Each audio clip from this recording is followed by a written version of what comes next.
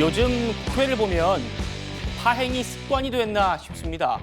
어제 있었던 국방장관 후보자 인사청문회는 여당 의원이 이재명 대표를 소련의 레닌에 빗대면서 끝내 파행했는데 오늘까지 그 여파가 이어졌습니다. 들어보시죠. 자유민주주의에서 자유라는 단어를 떼려고 하는 세력들은 우리의 주적인 북한이 주장하는 인민민주주의와 유사한 그러한 체제를 지향하는 반국가 세력이라고 생각합니다. 동의하십니까?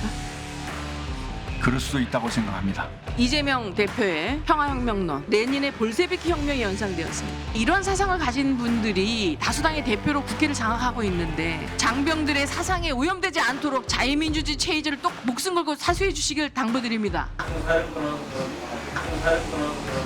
승리 의원한테 또라이라고 말하는 그렇게 상스러운 분들하고 같이 이 자리에 있다는 것이 안타깝습니다. 손가락질하지 마세요. 왜 손가락질하는 거야? 자, 강선영 의원 비례대표입니다. 우리 국군 창군 이래 여군으로는 처음으로 소장, 그러니까 투스타 장군을 달았던 분입니다. 내 안보관과 국가관으로 이재명 대표의 책을 봤더니 레닌의 볼셰비키 혁명이 연상된다라고 말하니까 보신 것처럼 민주당 의원들이 제가 방송에서는 하기 어려운 비속어로 대응을 한 겁니다. 호준석 대변인님 어떻게 보셨습니까? 저희 때 막스 레닌 배운 사람들이 많았죠. 학교 다닐 때. 심지어는 주체사상 배우고 신봉했던 사람들도 많지 않습니까? 네.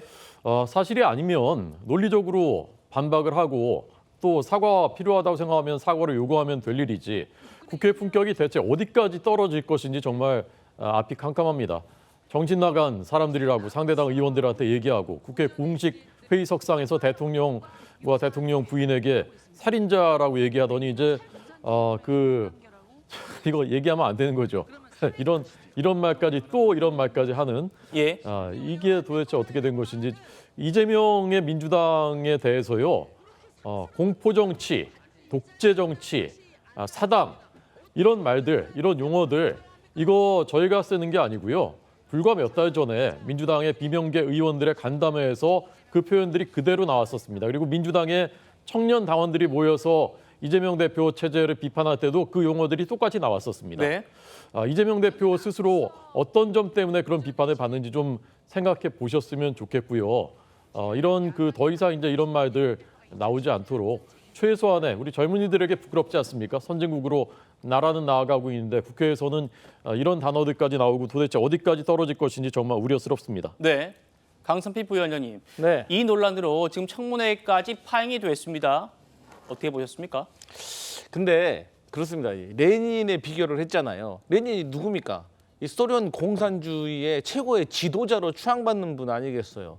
근데 지금 자유민주주의 국가에 살고 있는 대한민국에서 야당의 대표, 그것도 민주가 들어간 민주당의 대표를 레닌이라고 말을 하면 이것은 엄연히 민주주의의 체제를 부정하는 어떤 공산주의 세력으로 오해받을 수 있는 소지가 있지 않겠습니까?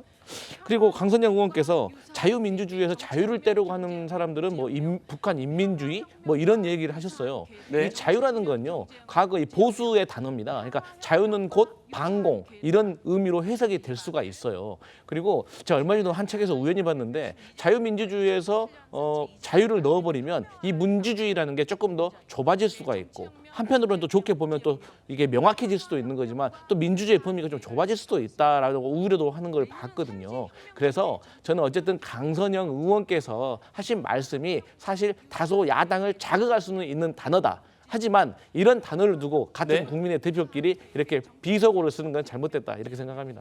예. 민주당과 국민의힘에서 후속 행동들이 나오고 있습니다. 먼저 민주당은요. 강 의원의 제명을 추진하겠다고 나섰습니다. 보시죠.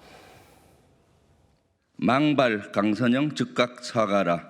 뻔뻔 김용현 즉각 사퇴하라. 국민의 압도적인 지지로 당선된 야당 대표에 대한 심각한 모독입니다. 야당 의원들을 사회주의자로 싸잡아 비난한 것이나 다름없습니다. 강선영 의원의 발언에 대해 강력히 규탄하며 즉각적인 사과를 요구합니다. 여기에 대해서 국민의힘은요. 민주당 의원들이 이 강 의원한테 집단적으로 막말을 퍼부었다라면서 징계를 요구하겠다고 맞섰습니다. 논란이 커지고 있다 보니 당사자인 강선영 의원이 직접 기자회견도 자청했습니다. 들어보시죠. 민주당 의원들은 징계에 해당하는 행위를 했음에도 사과는커녕 마치 대단한 행동이라도 한 것인 양 비웃고 떠들며 다수당의 비열한 모습을 여실히 드러냈다. 뒤늦게 자신들의 잘못을 인지했는지 상호 간의 유감을 표명하고 해당 내용을 속기록에서 삭제하자고 제안하기까지 했다. 민주당 국방위원들은 지금이라도 사과하고 잘못을 성찰하라. 구자령 변호사님, 어떻게 보셨습니까? 제가 보기에는 사실 강선영 의원께서 말씀하신 건 논쟁 가능한 영역에서의 주장이거든요.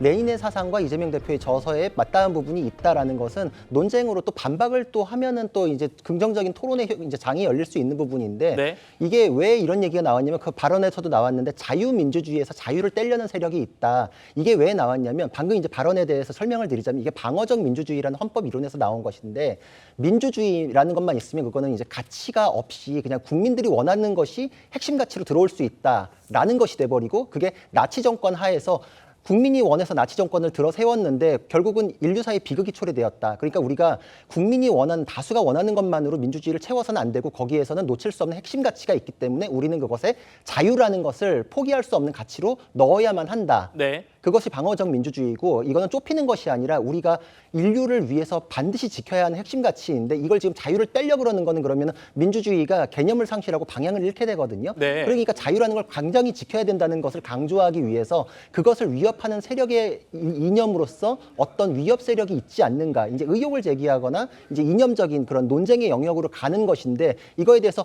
맞다 틀리다 이거 없이 그냥 욕설로 하는 거는 굉장히 부적절하다 이렇게 생각을 하거든요. 네. 지금 그 발언은 진짜 일상생활에서 하면은 모욕죄로 처벌이 가능한 수준의 발언이거든요. 그러니까 논증에 대해서 공방을 벌여가지고 비판을 하셨으면은 건전한 건설적인 장이 열렸을 텐데 민주당에서 저런 식으로 욕설로 하시는 거는 제가 보기에는 법적으로도 문제가 있고 의원들의 의정 활동으로서도 문제가 있다고 생각을 합니다. 예, 윤석열 정부 들어서 자유민주주의를 많이 강조하고 있죠. 자유를 강조하는 겁니다. 민주당에서는 뭐 민주라는 거를 더 부각하기 위해서 그렇게 말씀하실 수 있습니다만 분명한 건 자유는 보수의 단어는 아닙니다. 보수의 가치가 자유가 아닙니다. 설주환 변호사님, 네. 어떻게 보셨습니까? 그러니까 저는 어느 누구보다도 대한민국의 자유주의와 자본주의를 정말 신봉하고 있습니다. 그렇지만 저기 강선영 의원이 이제 뭐 얘기하고자 하신 것은 뭐 무슨 의도인지는 알겠어요. 어떤 색깔론을 조금 제기하시고자 하는 부분인데 저는 또 레닌에 대해서 이렇게 하신 부분에 대해서도 조금 의아한 면은 있습니다. 레닌의 사회주의는 실패한 사상입니다.